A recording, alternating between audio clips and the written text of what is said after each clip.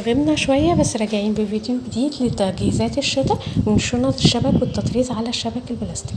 هنوريكم النهاردة طريقة فكرة جديدة وتقدروا تغيروا فيها زي ما انتوا حابين، بس هنديكوا البداية بتاعتها وبعد كده الفينش تقدروا انتوا تظبطوا الشنطة زي ما انتوا حابين، والتفاصيل تقدروا تغيروا فيها. تعالوا نبتدي النهارده. هنعمل ايه؟ كل اللي محتاجينه النهارده شبك البلاستيك، جايبين المره دي مقاس واسع او مقاس كبير، وجايبين خيط برنسس اللطيفه. هنجربه المره دي. السنه اللي فاتت استخدمنا الهيمالايا في اكتر من شكل، سواء الهيمالايا العادي او الهيمالايا الستوك. المره دي جربنا برنسس وعجبني فيه قوي فكره تخانه الخيط، او ان هو سميك زي ما انتوا شايفينه كده، وكمان شويه يستحمل ان احنا نشتغل بيه في الابره.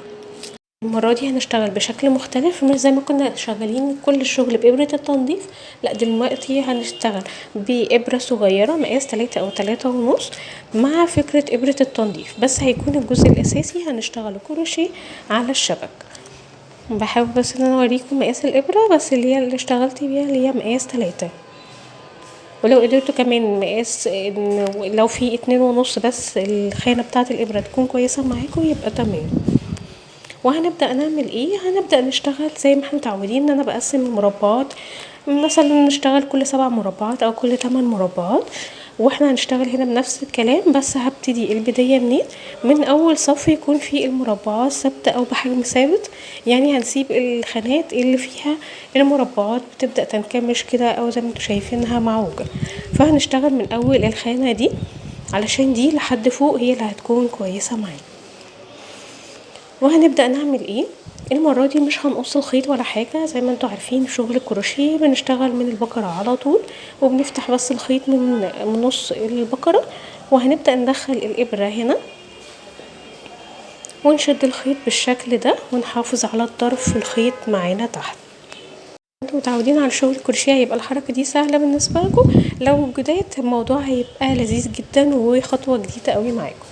انا هعد كده حوالي 7 خانات وادخل في ال7 وابدأ اسحب بالإبرة الخيط زي ما انتوا شايفين كده، كأني بعمل غرزة سلسلة بس على الشبك.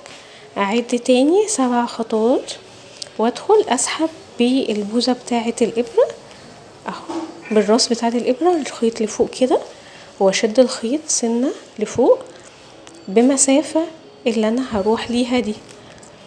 فهنا لو ما شدش الخيط اشد الخيط حلو وابدأ اسحب الطرف من تحت واعديه من الحلقة اللي معايا هنا فوق. الموضوع لذيذ قوي، ولما جربته صراحة كان حلو جدا، وممكن ان احنا نقدر نشتغل الشنطة كلها بنفس الطريقة. انما لو عايزين نوفر في الخيط شوية هتشتغلوها زي ما انا هشتغلها كده بالظبط. شايفين الفكرة؟ بكمل كده السطر لحد نهايته وبعد كده نشوف هنطلع ازاي. وصلنا كده للنهاية، وباقي النهاية عدد الغرز فيها او عدد المربعات 3 عادي خالص، هندخل فيهم ونعمل اخر غرزة وبعد كده نطلع للصف اللي بعده.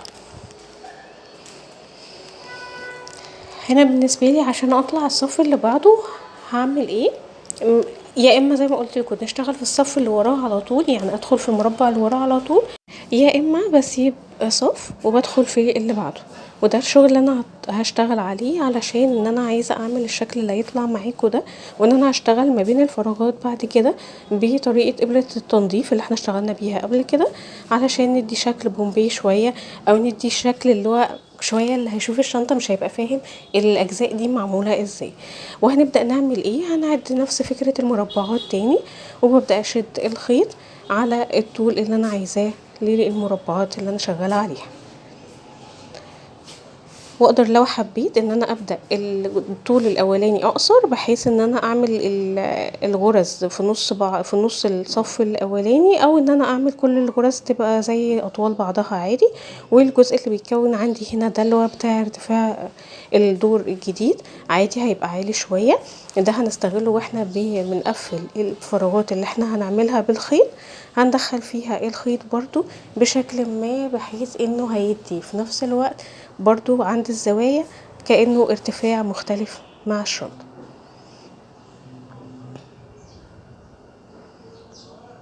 كده.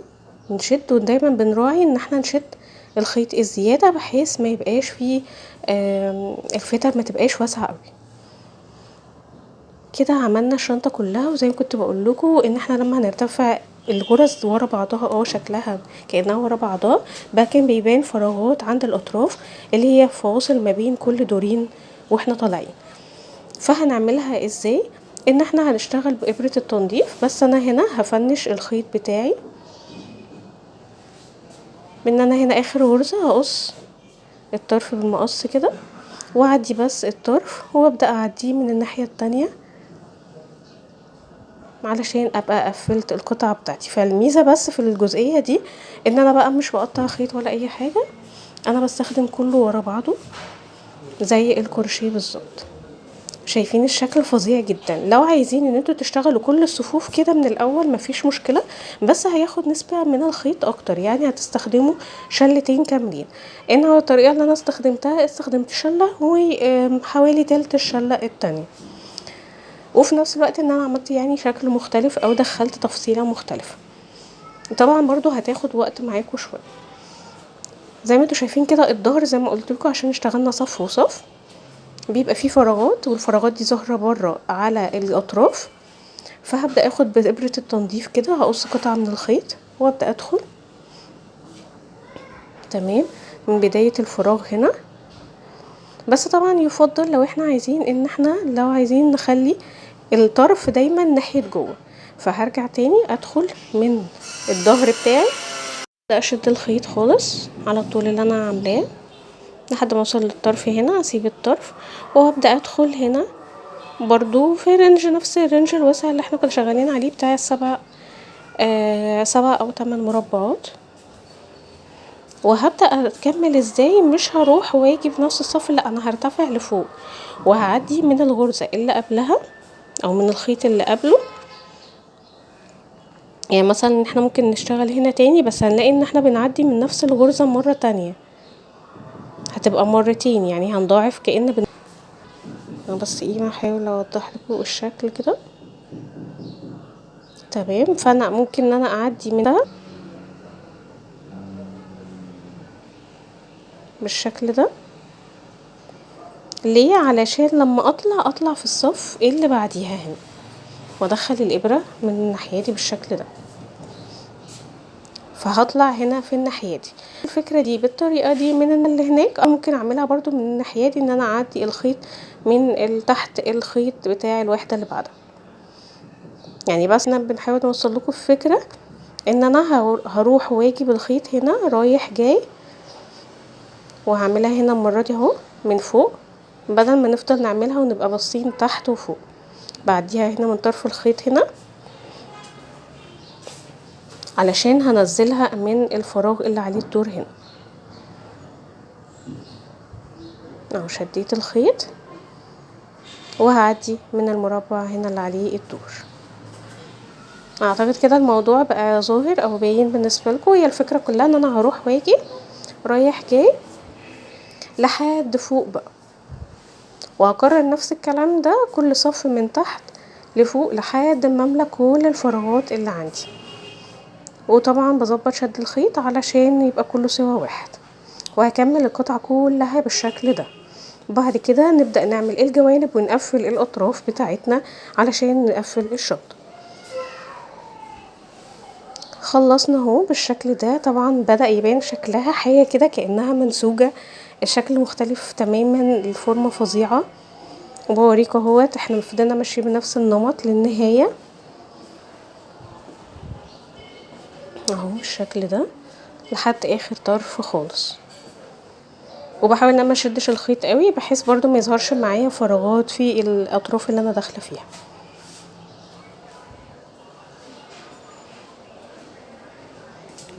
اهو بالشكل ده كده. يبقى طلعنا اخر طرف، ويدوب بقى نعقده بس هنا او ندخله بالابره. نبدأ ندخل الطرف من هنا، ولو عايزين بقى نوديه رايح جاي عادي علشان ندخل الطرف خالص. وكل الاطراف اللي معانا هنعمل فيها كده، يعني كل الاطراف اللي احنا كل ما الخيط بيخلص بنقص خيط تاني بنعمل نفس الكلام.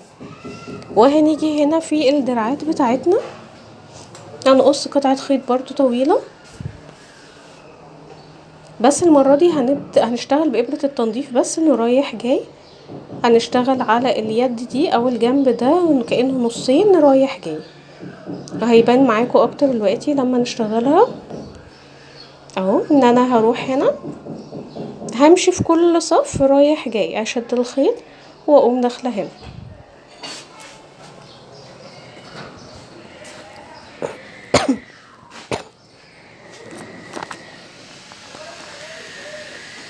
هنكمل الجزء ده كده كله رايح جاي اهو زي ما انتوا شايفين كده.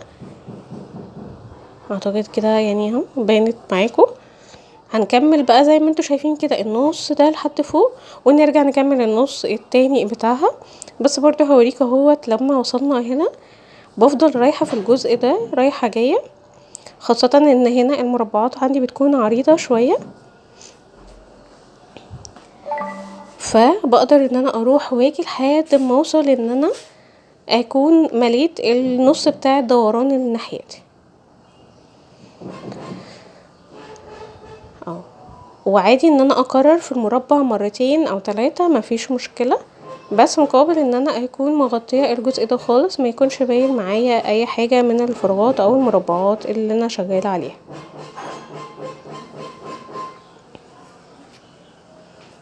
اهو. بعيد زي ما انتوا شايفين كده، بعيد الدخول في نفس المربع تاني عادي خالص، بحيث يبقى اتقفل معايا النص الاولاني وابدا ادخل بقى على النص التاني علشان الف اللفة بتاعتنا دي، وابدا انقل النص التاني ان انا اعمله بنفس الشكل اهو. وارجع ادخل عادي في نفس المربع تاني علشان اعمل الدوران بتاعها او ان هي تكون بميل.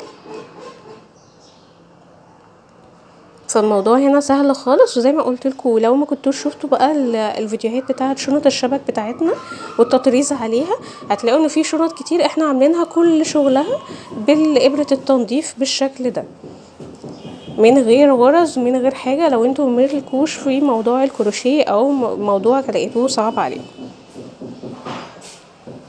اهو. ببدا اروح للناحيه دي تاني علشان ابدا انه الخيط يتحول معايا جانبي او زي النص الاولاني. بكرر وهدخل هنا تاني. معلش بقى حواليا دوشه كتير، بس حاولت اكتر من مره ان انا اسجل الفيديو بس حاجه تعطلنا، بس حاولت ان انا اوضحه لكم في الصوره زي ما انتوا شايفين كده. كده اتقفل الجنب بتاعي، وكمان هنقفل الجوانب زي ما قلت لكم هنا بنفس الفكره بابره التنظيف. فهوريكم برضو هوت البدايه بتاعتها بتكون ازاي، علشان ده بياخد وقت بقى مننا، بقعد اظبطه انا لحد ما نكون ملينا كل الاطراف بتاعتنا. ودايما بدخل بالخيط من الجهه اللي هي هتبقى بالنسبه لي الداخليه او اللي هي هقفل فيها الشنطه، بحيث دايما اطراف الخيط ما تظهرش في الشكل اللي بره. بشد كده وببدأ اتحرك ازاي، ببدأ ادخل الابرة من هنا عشان اروح واجي هنا رايح جاي او داير ما يدور برضه اهوت. بس انا عشان قصة الخيط طويل هشد اهوت معاكم بالشكل ده لحد ما نوصل للنهاية، وارجع ادخل في الوحدة اللي بعدها اهو زي ما انتوا شايفين كده. من الناحية التانية ادخل لاقصى حاجة، يعني مش المربع الفاضي بس، لا ادخل اقصى حاجة ان انا اداري الجنبين بتوعي. وممكن طبعا ان انا اشتغل على الخيط اللي انا بطرف الخيط ده بحيث ان انا داريه مع الشغل خالص. الموضوع هنا بقى سهل خالص كأن اللعبة، يعني كأننا رايحين جايين كده في لعبة او بنطرزة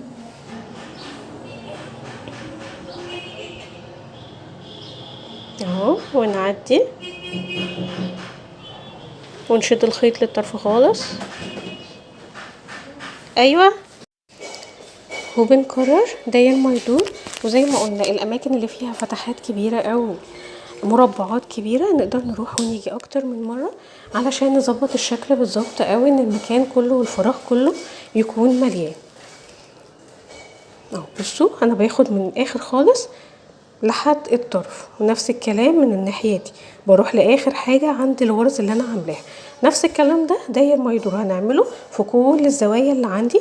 وبعدها بنبدا نربط الاجزاء دي ببعضها، الاطراف دي بقطعه خيط تانية هنقصها منفصله ونبدا نشتغل بيها. هوريكم هنا الجزء ده وبعد كده اكمل انا تنظيف او تظبيط الشنطه. هقص قطعه من الخيط هنا ونستخدم برضو ابره التنظيف، وهنا ما بتبقاش قطعه الخيط طويله قوي علشان نقدر نتحكم فيها. وكل اللي هنعمله ان احنا هنروح وهنيجي ما بين الطرف هنا والطرف هنا. ونفس الحاجه بكرر تاني ان انا لو لقيت المسافات واسعه بروح واجي فيها مرتين مفيش ادنى مشكله، بس في نفس الوقت ما اكونش شاده الخيط زياده عن اللزوم، واحاول ان المربعات تكون قصاد بعضها علشان الجنبين يكونوا زي بعض، ما يبقاش في جنب مثلا مقوس زياده عن التاني اهو بالشكل ده كده. ونفضل نكرر ونراعي الحته بتاعه الدوران. طبعا لو انتوا مشفتوش قبل كده تظبيط وان احنا ازاي بنظبط اي شنطه من شبكه بلاستيك، كنا عملنا ده في اكتر من فيديو، عرفوني بس واللي ممكن احط لكم اللينكات في الكومنتات. وكمان اللي عايزين يبطنوها كنا عاملين فيديو كامل للتبطين عشان لو حابين. بس انا الشنطه هنا بالنسبه لي هتكون كافيه قوي بالشغل اللي فيها جوه وبره، فمش هحتاج ان انا ابطنها. وهبدا اقفلها زي ما انتوا شايفين كده. خلصت الجنبين، حطيت كمان الحلقات سهله الفتح بنفس الطريقه بالخيط. وهنا حطينا الاقفال المغناطيس خيطناها عادي، جبنا الاقفال اللي هي بتتقفل اصلا او ليها حلقات 4 حلقات هنخيطها عادي. وهنا قطعة الاكسسوري دي حسب ما انتوا حابين تحطوها او لا. وهنركب السلسلة الطويلة بتاعتنا. طبعا الحاجات دي بتبقى جاهزة،